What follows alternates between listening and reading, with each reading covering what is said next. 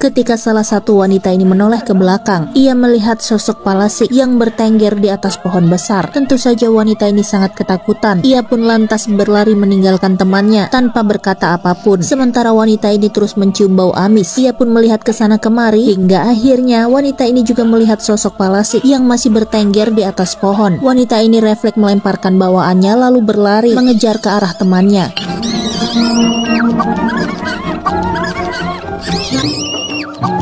Mereka terus berlari hingga melewati 3 orang pemuda yang saat itu sedang nongkrong di pinggir jalan. Salah satu pemuda itu berteriak karena melihat wanita berlari sambil menjerit. Salah satu pemuda kemudian pergi ke simpang jalan itu untuk melihat penyebab mengapa kedua wanita itu berlari. Namun ia tak menemukan apapun kecuali rantang yang dilempar oleh wanita itu. Di samping rantang itu ada gembolan kain berwarna batik yang kemudian diambil oleh pemuda ini. Tapi tiba-tiba ada sesuatu yang jatuh mengenai kening pemuda ini. Ia pun mencium bau yang sangat amis, mirip seperti bau darah. Pemuda ini kemudian marah mengira ada orang yang iseng kepadanya, tapi sepertinya tak ada orang lain di tempat itu. Hingga saat ia menoleh ke belakang, sosok Palasik bertengger di atas pohon membuat pemuda ini ketakutan. Namun ia sempat mengambil rantang dan gembolan kain lalu berlari. Ketika ia melihat sosok Palasik yang bertengger di atas pohon, pemuda ini terus berlari sambil memejamkan mata. Bahkan ia mengabaikan kedua temannya di tempat bergadang. Hal itu membuat kedua teman pemuda ini menjadi penasaran. Mereka lantas berdiri lalu pergi ke tempat di mana orang-orang berlari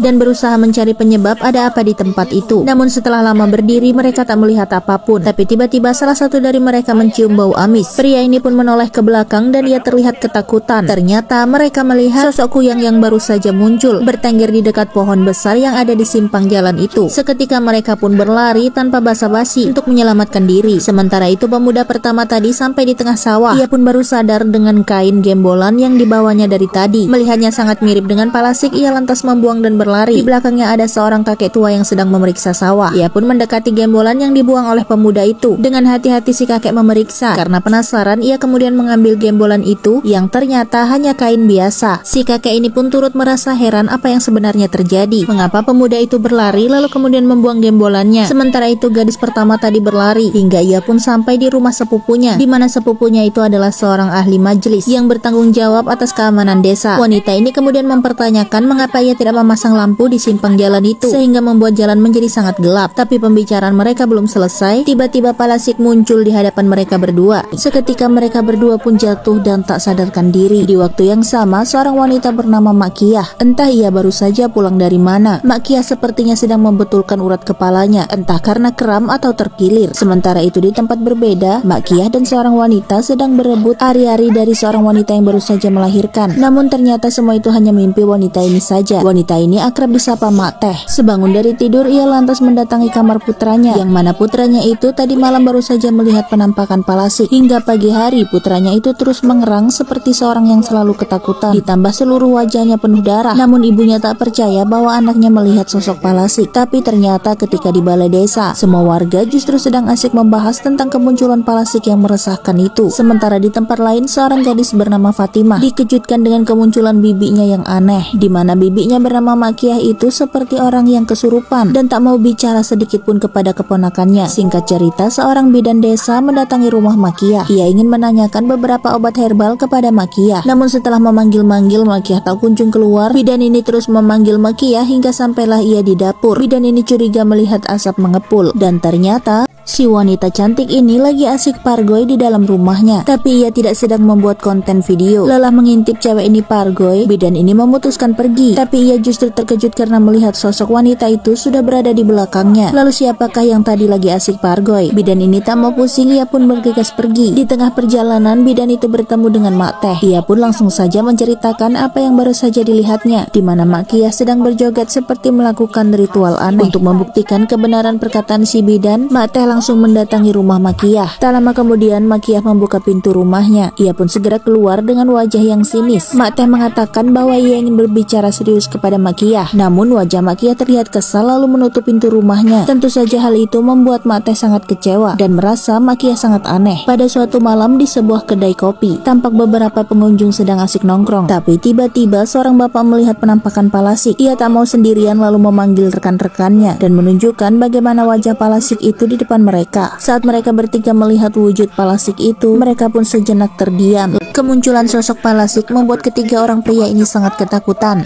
Mereka kemudian segera berlari dan bersembunyi masuk ke dalam kedai kopi. Kini tinggallah seorang pria pengamen yang masih saja terus bernyanyi. Dan ternyata pengamen ini adalah seorang tunanetra. Ia tak tahu jika semua orang sudah hilang dan bersembunyi. Merasa kasihan melihat tunanetra ini di luar sendirian, seseorang keluar dari persembunyian lalu menarik pria tunanetra itu untuk ikut bersembunyi dari teror hantu Palasik yang meresahkan. Di waktu yang sama, seorang bidan dan juga wanita ini sedang asik berbicara. Mereka bercerita tentang keanehan yang dilakukan oleh Makiyah. Singkat cerita, wanita ini kemudian mendatangi rumah Makiyah. Ia sangat penasaran dengan keanehan yang banyak diceritakan warga. Wanita itu datang membawa rantang pink yang berisi makanan dengan niat ingin berbagi kepada Makiyah. Makiyah kemudian menerima rantang itu tanpa berkata sepatah kata pun. Baru menunggu beberapa menit saja, tiba-tiba Makiyah kembali membuka pintu rumahnya. Ia pun kemudian mengembalikan rantang yang semula dibawa oleh si gadis itu. Saat ditanya, ternyata Makiyah sudah memakan habis semua makanan yang diantarkan. Namun Makiyah tidak berkata, hanya memberi kode saja. Lalu kemudian Makiyah menutup pintu rumahnya. Sontak saja, kejadian itu benar-benar membuat mereka semakin aneh. Mereka berdua juga semakin yakin bahwa sebenarnya Makiyah lah yang berubah menjadi Palasik. Ketiga pemuda ini diam-diam mendatangi rumah Makiyah. Mereka ingin membuktikan keanehan yang dilakukan oleh Makiyah. Tapi ternyata kedatangan mereka diketahui oleh Makiyah. Dan di waktu yang sama, si bidan dan gadis itu juga mendatangi rumah Makiyah. Mereka ingin melakukan hal yang sama dan lagi-lagi Makiyah mengetahui kedatangan mereka. Sepertinya Makiyah sudah mengetahui jika orang-orang di desa mencurigainya sebagai Palasik. Makiyah kemudian berbicara, seolah-olah berbicara dengan sosok hantu, dan ia pun ingin memakan makhluk itu. Sontak hal itu membuat mereka semua menjadi ketakutan dan semakin yakin bahwa Makiyah adalah sosok Palasik. Perlahan-lahan mereka pun mengundurkan diri lalu pergi meninggalkan rumah Makiyah. Ketiga pemuda itu kemudian mendatangi rumah Mak Teh dan sempat kena marah karena dikira akan mencuri. Mereka kemudian menceritakan apa yang baru saja dilihatnya tentang Makiyah yang melakukan ritual serta berbicara dengan makhluk halus, dan mereka menunjukkan bukti rekaman yang ada di ponsel. Sementara kedua wanita ini baru saja sampai ke rumahnya. Mereka pun terlihat sangat bahagia karena merasa menjadi seorang pahlawan yang akan memberitahu semua warga bahwa Palasik itu adalah Makiyah. Namun di tempat berbeda, seorang suami istri yang mengetahui rahasia besar tentang Makiyah. Mereka pun mendapatkan kabar dari warga desa tentang orang-orang yang mencurigai Makiyah sebagai Palasik.